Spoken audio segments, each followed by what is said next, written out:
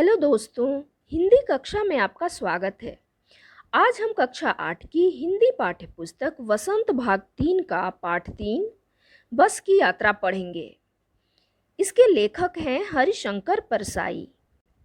पाठ का शीर्षक है बस की यात्रा। इस पाठ में लेखक ने अपने बस की यात्रा का वर्णन किया है। यह एक व्यंग्य है और व्यंग्य वह विधा होती है जिसमें लेखक किसी व्यक्ति या समाज की बुराई को सीधे शब्दों में न कहकर वह हंसी मजाक में अपनी बात को रखता है। तो पाठ शुरू करते हैं। तो लेखक अपनी यात्रा के बारे में बताते हुए कहता है कि हम 5 मित्रों ने तय किया कि शाम 4 बजे की बस से चलें।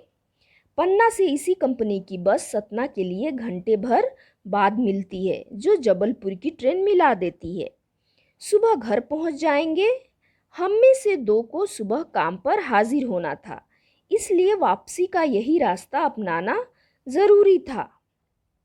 तो लेखक बताता है कि लेखक और उसके कुछ मित्र यह तय करते हैं कि शाम 4 बजे की बस से वे निकलेंगे, क्योंकि उन्हें जबलपुर की ट्रेन पकड़नी थी और उनके कुछ दोस्तों को सुबह सुबह अपने काम पे भी जाना था। लेखक कहता है कि लोगों ने सलाह दी कि समझदार आदमी इस शाम वाली बस से सफ़र नहीं करते। लेखक को कुछ लोग सलाह देते हैं कि जो समझदार व्यक्ति होते हैं वो इस शाम वाली बस से यात्रा नहीं करते हैं।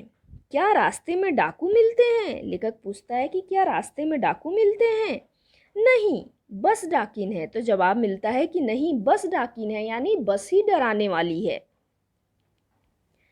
आगे लेखक कहता है कि बस को देखा तो श्रद्धा उमड़ पड़ी, यानी बस को देखते ही लेखक कहता है कि उसके मन में आदर और सम्मान जाग उठा। खूब वयोवृद्ध थी, यानी बहुत पुरानी थी। सदियों के अनुभव के निशान लिए हुए थी, यानी बहुत चली थी।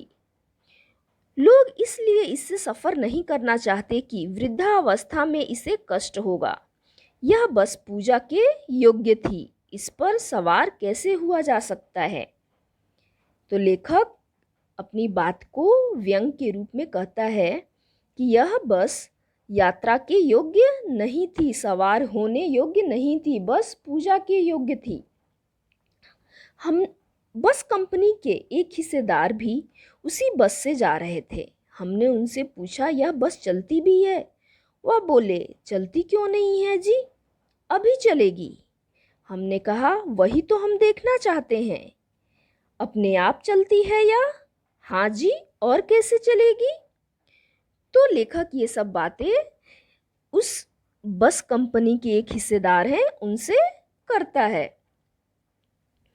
गजब हो गया, ऐसी बस अपने आप चलती है।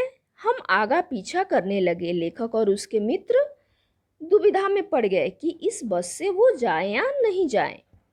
डॉक्टर मित्र ने कहा, डरो मत, चलो, बस अनुभवी है, नई नवेली बसों से ज़्यादा विश्वसनीय है। तो लेखक के मित्र डॉक्टर मित्र कहते हैं कि डरो मत, चलो, बस अनुभवी है, नई नवेली बसों से ज़्यादा अनुभव है इसे, और हमें यह बेटों की तरह प्यार से गोद में बैठाकर ले जाएगी। हम बैठ गए। जो छोड़ने आए थे वे इस तरह देख रहे थे जैसे अंतिम विदा दे रहे हों। लेखक कहता है कि हम बस में बैठ गए और जो हमें छोड़ने आए थे वे ऐसे हमें देख रहे थे जैसे वो हमें अंतिम विदा दे रहे हों, अर्थात वे हमसे अंतिम बार मिल रहे हों। उनकी आंखें कह रही थीं, आना जाना तो लगा ही रहता है, आया है सो जाएगा, राजा रंग फकीर।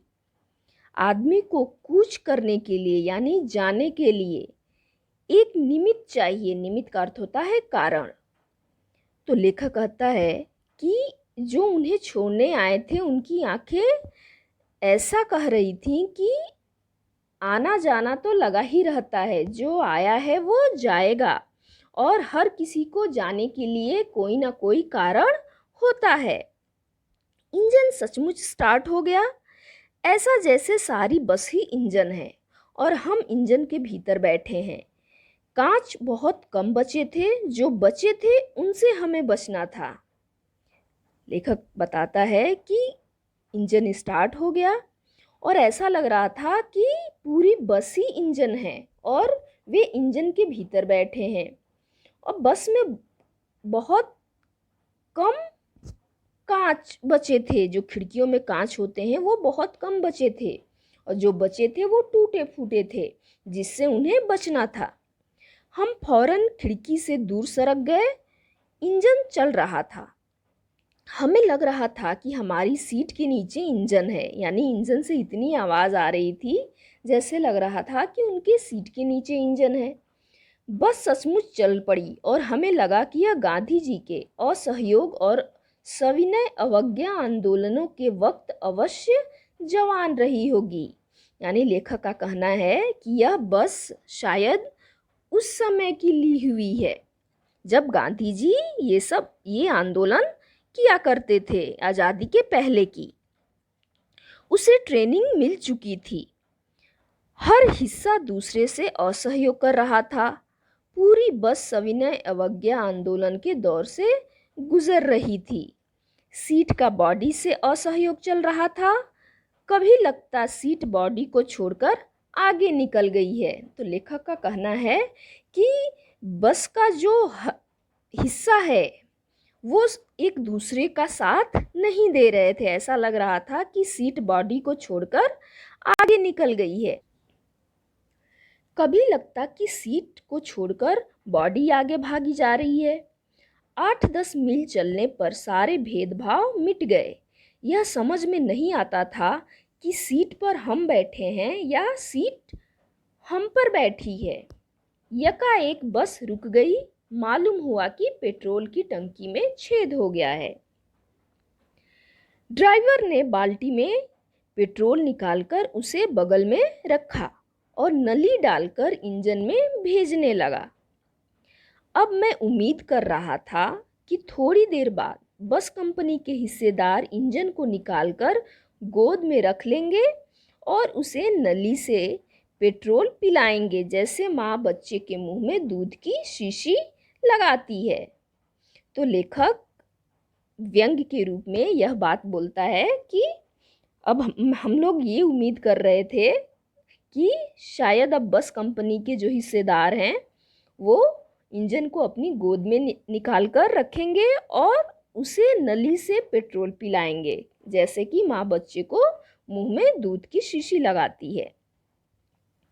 बस की रफ्तार अब 15-20 मील हो गई थी। मुझे उसके किसी हिस्से पर भरोसा नहीं था। ब्रेक फेल हो सकता है, स्टीयरिंग टूट सकता है। लेखक कहता है कि बस की स्पीड अब 15-20 मील हो गई थी और उसे बस के किसी हिस्से पर भरोसा नहीं था। कभी भी कुछ भी हो सकता था। प्रकृति के दृश्य बहुत लुभावने थे। दोनों तरफ हरे भरे पेड़ थे जिन पर पक्षी बैठे थे। मैं हर पेड़ को अपना दुश्मन समझ रहा था। लेखक हर पेड़ को अपना दुश्मन समझ रहा था। जो भी पेड़ आता डर लगता कि इससे बस टकराएगी। वह निकल जाता तो दूसरे पेड़ का इंतजार करता। झील दिखती तो सोचता कि इसमें बस गोता लगा जाएगी। तो लेखक कहता है कि कोई पेड़ आता है तो डर लगता है कि यह बस उस पेड़ से टकरा जाएगी, और यदि कोई झील आती दिखती है तो उन्हें लगता है कि यह बस उसमें डूब जाएगी। एकाएक फिर बस रुकी। ड्राइवर ने तरह तरह की तरकीबें की पर वह चली नहीं। सविनय अवज्ञा आंदोलन शुरू हो गया था। कंपनी के हिस्सेदार कह रहे थे, बस तो फर्स्ट क्लास है जी, यह तो इत्तेफाक की बात है। क्षीण चांदनी में वृक्षों की छाया के नीचे वह बस बड़ी दयनीय लग रही थी। लेखक आगे कहता है कि कुछ दूर जाकर बस रुक गई और बहुत कोशिश करने के बाद भी, बहुत उपाय करने के बाद भी वह नहीं चली। और कंपनी के हिस्सेदार कहते हैं कि बस तो फर्स्ट क्लास है, यानी बस बहुत अच्छी है। यह एक इत्तेफाक की बात है कि यह खराब हो गई है। क्षीण चांदनी में वृक्षों की छाया के नीचे यह बस बड़ी दयनीय लग रही थी, यानी लेखक को बस पे दया आ रही थी। लगता है जैसे कोई वृद्धा थककर बैठ गई है। लेखक बस की तुलना एक वृद्धा से करता है और उसे लगता है कि कोई वृद्धा थककर पेड़ के नीचे बैठ गई है। हमें ग्लानि हो रही थी कि बेचारी पर लदकर हम चले जा रहे थे। अगर इसका प्राणांत हो गया, यानी यदि यह प्राणांत का अर्थ होता है कि प्राण का अंत, यानी बस यह पूरी तरह खराब हो गई, तो इस बियाबान में, बियाबान यानी सुनसान में, इस बियाबान में हमें इसकी अंत्येष्टि करनी पड़ेगी। अंत्येष्टि का अर्थ होता है क्रियाकर्म। तो लेखक कहता है कि यदि बस यहाँ पे पूरी तरह खराब हो गई तो हमें बस को यहीं पर छोड़कर जाना पड़ेगा। हिस्सेदार साहब ने इंजन खोला और कुछ सुधारा, बस आगे चली। उसकी चाल और कम हो गई थी। धीरे धीरे वृद्धा की आंखों की ज्योति जाने लगी, यानी बस की जो लाइट थी आगे, वो भी धीरे धीरे कम होने लगी। चांदनी में रास्ता टटोलकर वह रेंग रही थी, यानी बहुत धीरे धीरे चल रही थी। आगे या पीछे से कोई गाड़ी आती दिखती तो वह एकदम किनारे खड़ी हो जाती और कहती, निकल जाओ बेटी, अपनी तो वह उम्र ही नहीं रही। एक पुलिया के ऊपर पहुंचते ही एक टायर फिस करके बैठ गया, यानी एक टायर फट गया। वह बहुत जोर से हिलकर थम गई। अगर स्पीड में होती तो उछलकर नाले में गिर जाती। यदि बस की स्पीड ज़्यादा होती तो वह उछलकर नाले में गिर जाती, लेकिन उसकी स्पीड बहुत कम थी, इसलिए वह रुक गई। मैंने उस कंपनी के हिस्सेदार की तरफ पहली बार श्रद्धा भाव से देखा। वह टायरों की हालत जानते थे, फिर भी जान हथेली पर लेकर इसी बस से सफ़र कर रहे थे। लेखक कहता है कि मुझे जो कंपनी के हिस्सेदार थे उनको देखकर श्रद्धा के भाव आ रहे थे, क्योंकि वो बस की हालत जानते हुए भी इससे सफ़र कर रहे थे। उत्सर्ग की ऐसी भावना दुर्लभ है। तो लेखक कहता है कि जो बलिदान की, त्याग की जो भावना है वो बहुत कम देखने को मिलती है। दुर्लभ का अर्थ होता है बहुत कम और उत्सर्ग का अर्थ होता है बलिदान या त्याग। सोचा, इस आदमी के साहस और बलिदान भावना का सही उपयोग नहीं हो रहा है। इसे तो किसी क्रांतिकारी आंदोलन का नेता होना चाहिए।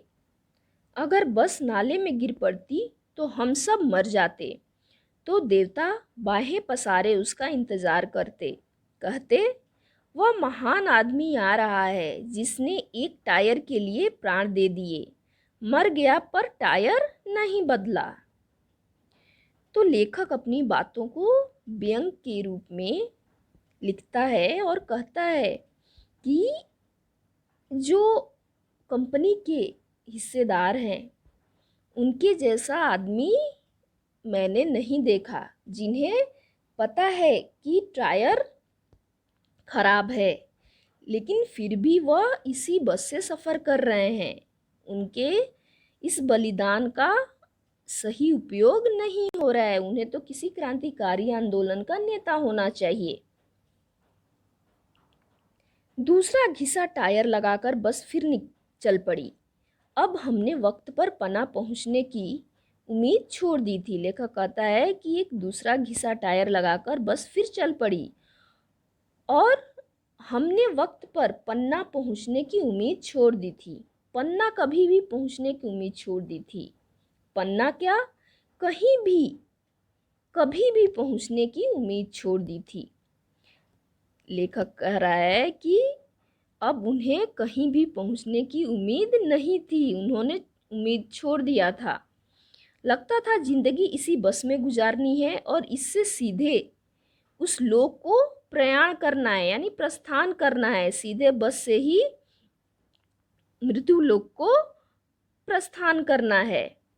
इस पृथ्वी पर उसकी कोई मंजिल नहीं है। हमारी बेताबी तनाव खत्म हो गया, यानी लेखक की जो बेचैनी थी, जो तनाव था, वो खत्म हो गया। हम बड़े इत्मीनान से घर की तरह बैठ गए, यानी उस बस को घर समझ के वहाँ बड़े ही आराम से बैठ गए। चिंता जाती रही, हंसी मजाक चालू हो गया। अब सभी लोग चिंता छोड़कर आपस में हंसी मजाक चालू कर दिए।